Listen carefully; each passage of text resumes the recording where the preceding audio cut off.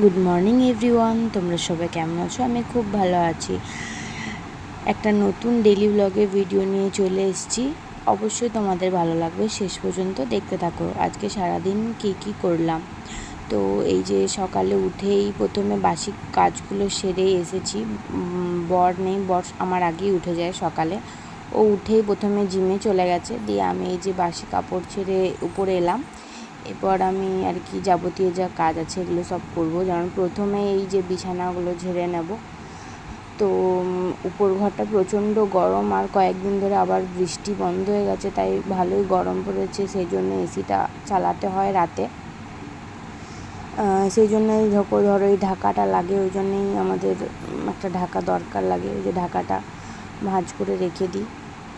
আশা করি গলাটা শুনে একটু অন্যরকম লাগছে, কেননা গলাটা বসে গেছে। আমার কয়েকদিন ধরে খুব শরীরটা ভালো যাচ্ছে না, শরীরটা খারাপ আছে, তাই ব্লগ, ভিডিও, রিলস কিছুই বানাতে ইচ্ছা করছে না, শরীরটা খুব একটা ভালো নেই। তো এই যে বিছানাপত্র সব ঝেড়ে নিলাম। মাদুরটা পাতি, কারণ তাহলে কি বলো তো, চাদরটা বেশি নোংরা হয় না। মাদুরটা এমনি পাতি দিয়ে তারপরে শোয়ার টাইমে তুলে দিই। কিন্তু যেটুকু টাইমটা কেউ শোয় না খাটে, সেইটুকু টাইমটা মাদুরটা পেতে রাখি, তাহলে কি চাদরের নোংরাটা তো বসে না। এই যে আমার বিছানা ঝাড়া হয়ে গেছে, এবার চুলটা বেঁধে নেব। তো চুলটা বাঁধতে বাঁধতে দেখছি আবার কারেন্টটা চলে গেছে। তো একই এত গরম প্লাস কারেন্ট চলে গেছে, আরও বিরক্ত লাগছিল আমার।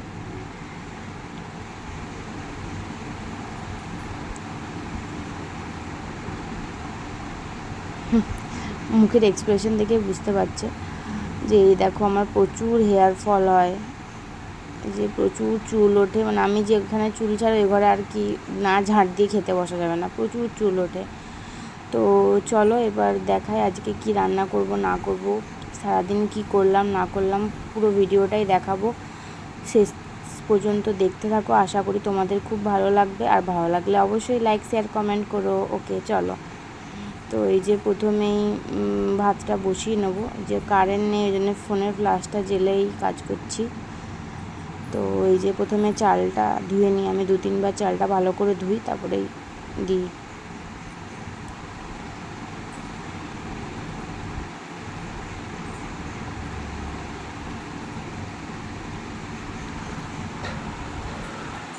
এই যে চালটা ভালো করে ধোয়া হয়ে গেছে, এবার হাঁড়ির মধ্যে ঢেলে দেবো।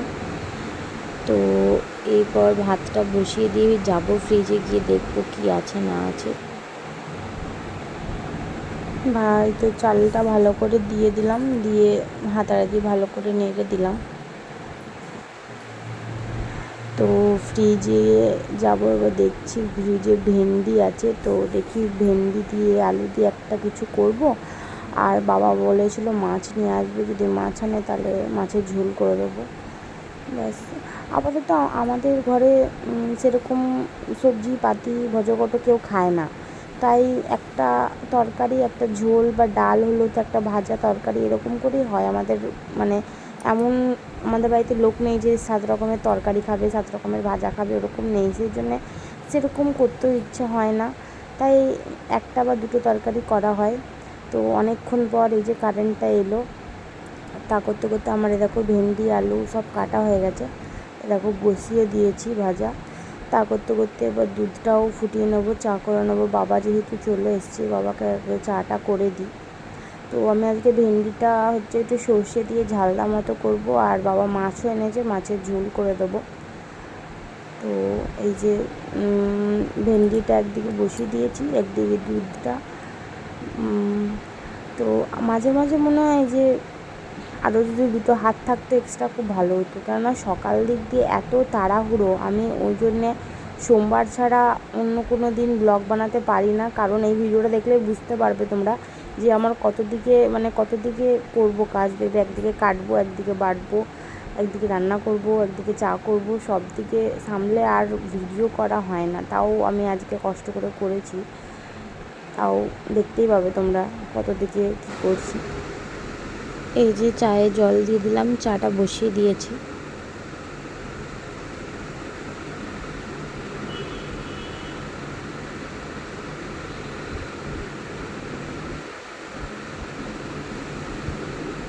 চিনি পেঁয়াজ চা পাতা দিয়ে দিলাম। আর একদিকে যে সর্ষে ভেন্ডিটা যেটা বসিয়েছিলাম ওটাতেও নুন হলুদ দিয়ে ভালো করে নেড়ে নিচ্ছি। এই যে মোটামুটি আমার ওটা ভাজা হয়ে গেছে। আর এদিকে চা বসিয়ে দিয়েছি।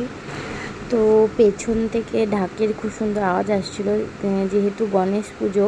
তো আমাদের বাড়ির পেছন দিকে প্যান্ডেল হয়েছে বা বড় করেই পুজোটা পালন হচ্ছে। সন্ধেবেলা আবার কী সব ডান্স প্রতিযোগিতা আছে বলছে, যাবো সবাই মিলে দেখতে। তো ওখানে বেশ গান চলছিল, ওই তালে তালে আমিও বেশ মাথাটা নাড়ছিলাম। তো এই যে চা আমার মোটামুটি হয়ে গেছে, আমি এবার দুধটা ফুটিয়ে নেব। এই যে চাটা বাবাকে দিয়ে আসি, চাটা প্রথমে।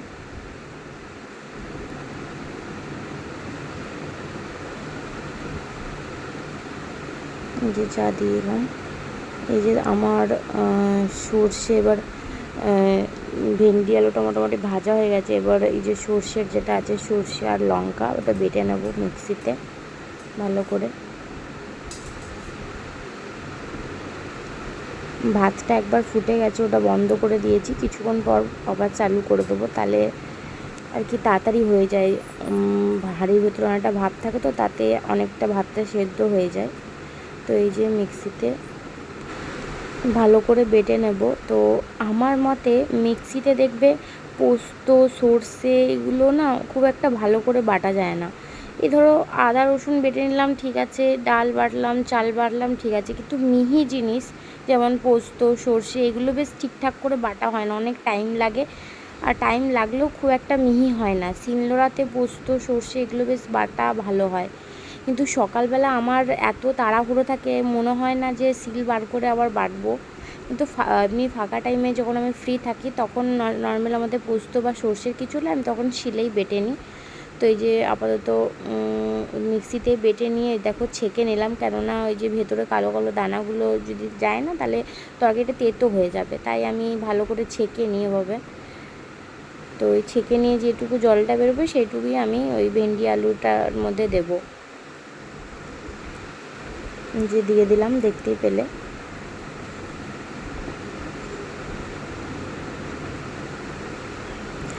এরপর যতক্ষণ এই যে ভেন্ডি আলু সর্ষেটা হচ্ছে ততক্ষণ আমি মাছগুলো সব ধুয়ে নেব। এই যে বাবা মাছ এনেছে, মাছগুলো ধুয়ে নেব। এবার দেখো একদিকে ভেন্ডি আলুটা বসিয়েছি, একদিকে দুধ ফুটছে, একদিকে মাছ ধোবো। তো বুঝতে পারছো সকাল থেকে মানে আমাকে কত দিকে করতে হয়। ওই জন্যই আমার ডেলি ব্লগ বলতে গেলে ডেলি করা হয় না, মাঝে মাঝে করি। বেশিরভাগ সোমবার করি, যেহেতু হাজব্যান্ডের ছুটি থাকে তাই সকালে রান্নার চাপটা থাকে না, তখন একটু বেলা করে রান্নাটা চাপাই। আর আস্তে আস্তে করলেও সমস্যা থাকে না। অন্য অন্য দিন হাজব্যান্ড খাবার নিয়ে যায়, মানে আমাকে 10টার মধ্যে রান্না বান্না করে কমপ্লিট করে দিতে হয়। ও ভাত নিয়ে যায় খাবার টিফিনে, আর এমনি নর্মাল ওর টিফিন খাওয়ার সেরকম জ্বালা নেই। চা দিই মানে চিড়ে দুধ কলা দিয়ে দিলাম, দুধ মুড়ি দিয়ে দিলাম, ওই খেয়ে নেয়। আলাদা করে সকালের টিফিনটা আমাকে করতে হয় না, কিন্তু এই রান্নাটা থাকে, রান্নাটা সকাল সকাল করে দিতে হয়, যেহেতু ডেলি তো আর বাইরে মানুষ খেতে পারবে না। আর বাইরের যা খাবারের মানে বাজে কোয়ালিটির খাবার, বাড়ির খাবারের মতো খাবার হয় না। তাই আমি চেষ্টা করি যে না, বাইরের খাবারটা যত কম আর কি অ্যাভয়েড করা যায় ওটাই ভালো। কেননা যেহেতু সোমবার সোমবার বেরোই তখন ফাস্টফুড খাওয়াই হয়, তারপরে যদি আবার বাইরে লাঞ্চটা করে তাহলে তো আবার বাইরের খাবার খাওয়া হচ্ছে। তাই চেষ্টা করি যে ঘর থেকেই বেশ রান্না নিয়ে যাই, ও দুপুরে লাঞ্চটা নিয়েই যাই।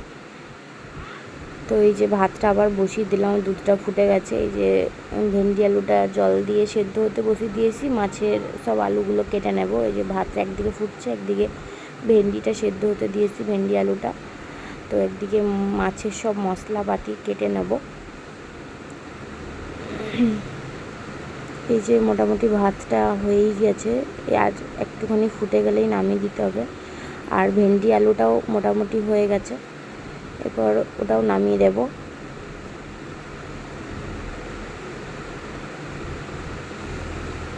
এই যে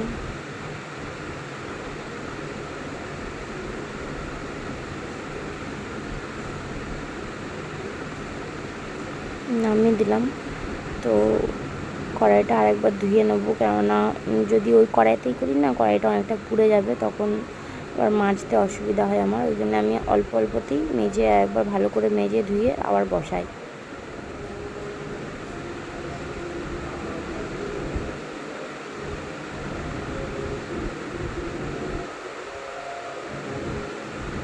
এই যে কড়াই ধোয়া হয়ে গেছে, এবার মাছের জন্য কড়াইটা বসিয়ে দেবো।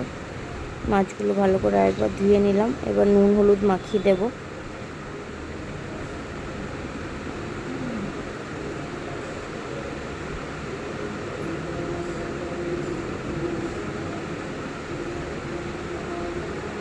যে কড়াইয়ে এবার তেল দিয়ে দিচ্ছি, যে মাছ ভাজার তেল ভালো করে নুন হলুদটা মিশিয়ে নেব, মিশিয়ে এক এক করে সব তেলের মধ্যে ছেড়ে দেব।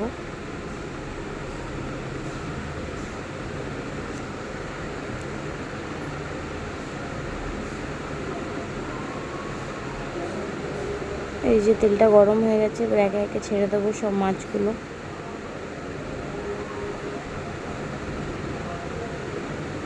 তো এই দেখো আমার মাছের সব কাটাকুটি কমপ্লিট হয়ে গেছে। তা করতে করতে বর দেখছি একটা বড় বড় আনারস নিয়ে হাজির, বলছে তোর জন্য আনারস এনেছি, মানে তোদের জন্য, মানে মা আর আমার জন্য। তো ওটাই শুনছিলাম। তো এই যে মাছগুলো আমার ভাজা হয়ে গেছে, মাছের ঝোল চাপিয়ে দিয়েছি। তো প্রথমে পেঁয়াজ আলু ওগুলো সব ভেজে নেবো।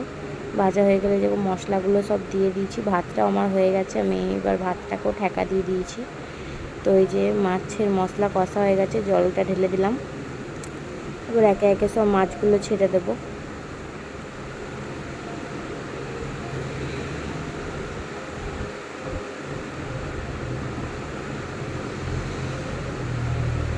যে মাছের ঝোল মোটামুটি হয়ে গেল, এবার ফুটে গেলে আলুটা সেদ্ধ হয়ে গেলেই একটুখানি গরম মশলা দিয়ে নামিয়ে দেবো। তো গরম মশলাটা দেওয়ার কারণ আমার বর আবার খুব গরম মশলা ভালোবাসে, বলে যাই তরকারি করবি একটুখানি গরম মশলা উপর দিয়ে ছড়িয়ে তার বন্ধ করে দিবি, ওর মতে ওটাতেই ভালো তরকারি হয়। তো ওই জন্য আমিও সবসময় নামিয়ে দিই, একটু গরম মশলা দিই নামিয়ে দিই। এই যে মোটামুটি হয়ে গেছে, এটা নুনটা চেক করে নিচ্ছিলাম আমি, তো দেখছি না ঠিকই আছে। তো এবারে মাছটা আজারে নেবো। রান্নাবান্না আমার সব কমপ্লিট, এবার সব বাসন কোসন ধুয়ে নেব। তো মা ওকে টিফিনটা ভরে দেবে, তো ও বেরিয়ে যাবে কাজে। এই যে আমার সব বাসন কোসন ধোয়া হয়ে গেছে, গ্যাস পরিষ্কার সব হয়ে গেছে। তো এবার শুধু ঘর মুছে চান করব। তো দেখছি মুখে সব হোয়াইট হেডস ব্ল্যাক হেডস হয়েছে নাকের সাইডগুলোতে, তো ভাবলাম একটু ঘরোয়া পদ্ধতিতে স্ক্রাব করব। তো ওটার জন্য লাগছে হচ্ছে হাফ টমেটো, কোলগেটের যে হোয়াইট কোলগেটটা, আর সামান্য চিনি। তো প্রথমে নাকেরটা টিপটা সব খুলে নিলাম, যেহেতু নাকেরটা থাকলে ভালো করে স্ক্রাবটা করতে পারবো না। তো টমেটোটার ওপরে সামান্য একটু কোলগেট আর ওই চিনি দিয়ে ভালো করে ঘষে ঘষে নিতে হবে। তো মাঝে মাঝে আমি এটা করি, মাঝে মাঝে বলতে খুব করি না, ওই মাসে একবার দুবার এরকম, বা হয়তো করি না যখন বুঝতে পারি যে মুখটা খুবই ব্ল্যাক হেডস হয়েছে বা নাকের সাইডগুলোতে দানা দানা হয়েছে, তখন এরকম চিনি দিয়ে করি, বেশ অনেকটাই ক্লিয়ার হয়। আমি নোটিস করেছি বেশ ভালোই ক্লিয়ার হয়, তাই মাঝে মাঝে এটা যখন বুঝতে পারি যে মুখের মধ্যে একটু অসুবিধা হচ্ছে তখন করি। তো আমি বলবো না যে সবার স্কিন টাইপেই এটা স্যুট করবে, কারণ আমরা তো সবাই জানি না যে কার স্কিন টাইপ কেমন। আমি আমারটা বলতে পারছি যে আমার স্কিনে আমি এরকম করি, তো আমার অনেকটাই কাজ করে। আর চিনি আর টমেটো তো খুবই উপকারী, তো ওটা সবাই ব্যবহার করতে পারে আশা করি। কিন্তু কোলগেটটা আমি বলতে পারছি না, আমি করি আমার কোনো অসুবিধা হয়নি, অন্য কারোর মুখে যদি কিছু হয় সেটা তো আমি বলতে পারবো না। কিন্তু তোমরা যদি কোলগেটটা নাও ইউজ করো, একটু চিনি দিয়ে টমেটো দিয়ে যদি মুখটা স্ক্রাব করো তাও হবে। কিন্তু আমার ওটা আর কি, আমি একবার আমার একটা দিদির কাছে রেমেডিটা শিখেছিলাম, তাই আমি এটা ইউজ করি। তো আমার মুখে কোনো অসুবিধা হয় না, তাই আমি এটা ইউজ করি। তো ভালো করে আমি ঘষে নিলাম। তো মেনলি দেখতেই পারলে টমেটোটা পুরো জুসটা বেরিয়ে গেছে। তো হাত দিয়ে চিনিটা দিয়ে ভালো করে আবার ঘষে নিচ্ছি। মিনিমাম 15-20 মিনিট ধরে আমি ভালো করে ম্যাসাজ করেছি মুখটা। স্পিড করা আছে বলে তোমরা বুঝতে পারছো না, কিন্তু বেশ অনেকক্ষণই সময় লেগেছে আমার। তারপরে বেসিনে গিয়ে ভালো করে মুখটাকে ওয়াশ করে আসবো, দেখতেই পাবে মুখটা অনেকটাই ক্লিন হবে। আর যে নাকের সাইডেগুলোতে যে দানা দানা দাগগুলো ছিল ওটা অনেকটাই চলে যাবে। আরেকবার ভালো করে টমেটোটাকে ঘষে মুখের মধ্যে লাগিয়ে নিচ্ছিলাম।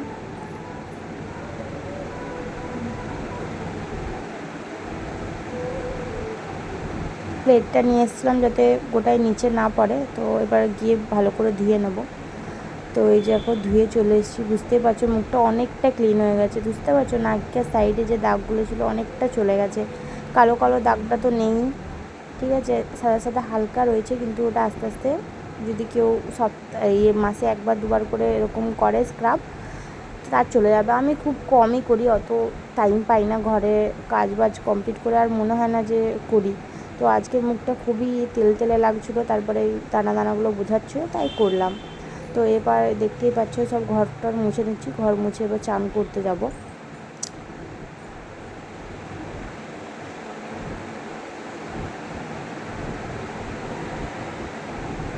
এই যে ঘর মুছে নিচ্ছি, চান করতে গেলাম আমি। তো এই যে চান টান করে চলে এসেছি।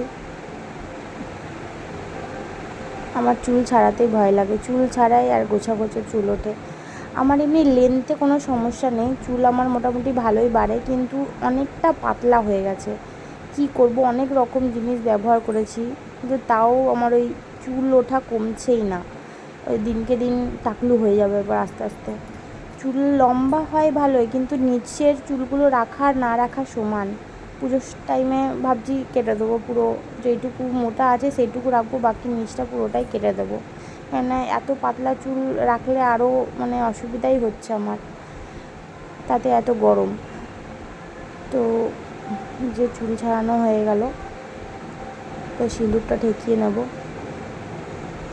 অন্যদিন বলতে নেই, অন্যদিন সেরকমভাবে মুখে টিকে কিছু মাখি না, যেহেতু ব্লগ করছি, তো সেই জন্যেই দেখি কিছু যদি মাখি। আমি অ্যাকচুয়ালি গরমে সেরকম কিছু মাখি না, শীতকালে ময়শ্চারাইজারটা মাখি, গরমকালে অত কিছু মাখি না, কারণ মুখটা একে অয়েলি থাকে, তাতে যদি আবার অয়েলি কিছু মাখি তখন আবার অসুবিধা, আমার খুব তেল তেল করে মুখটা। তো ন্যাচারালি কিছু মাখার হলে এই যে এটা পন্ডস লাইট জেলটাই একটু ইউজ করি, তাও ডেলি করি না, মাঝে মাঝে করি, যখন মনে হয় যে না মুখটা একটু ইয়ে লাগছে তখন ব্যবহার করি।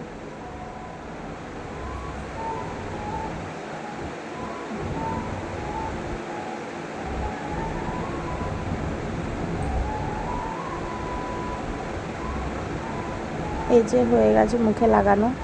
তো আমার কাছে আসে সবই, আমি সানস্ক্রিন চাইলে যা ইচ্ছা চাইলে লাগাতে পারি, কিন্তু ওই কুড়েমি আমার মনে হয় না লাগাবো। তো দেখো মুখটা অনেকটাই ক্লিয়ার লাগছে, গ্লোই লাগছে।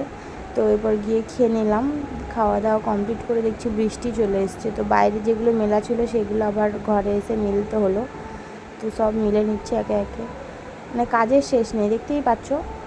তো সকাল থেকে যেহেতু আমার রান্না বান্না হয়ে যায়, আমার 1:30 2টোর মধ্যে কমপ্লিট হয়ে যায়। মাঝে মাঝে যখন লেজি করি আর কি, কিছুক্ষণ ফোন ঘাঁটি বসে থাকি, তখন আমার 2টো 2:30 বেজে যায়। নাচের যদি আমি টানা কাজ করি তাহলে আমার 12:30 1টার মধ্যে সমস্ত কাজ হয়ে মানে আমার কমপ্লিট হয়ে যায়। তো এই যে দেখতেই পাচ্ছ সব এগুলো সব কেচে বাইরে মিলেছিলাম, বৃষ্টি হলো বলে আবার তুলে নিয়ে আসতে হলো। তো ঘরের মধ্যে একটা ছোটো দড়ি টাঙানো আছে, তো ওগুলোইতেই মিলে দিচ্ছি সব। ফ্যান তো চলবেই, এখন সব শুকিয়ে যাবে। তো চলো আজকের ভিডিওটা এইটুকুই, ভালো লাগলে অবশ্যই লাইক শেয়ার কমেন্ট করো, আর ইউটিউব থেকে দেখলে অবশ্যই চ্যানেলটাকে সাবস্ক্রাইব করে দিও। দেখতেই পেলে 1টা বেজে গেছে, তো আমি এবার একটু রেস্ট নেব। তো চলো টাটা, লাভ ইউ অল।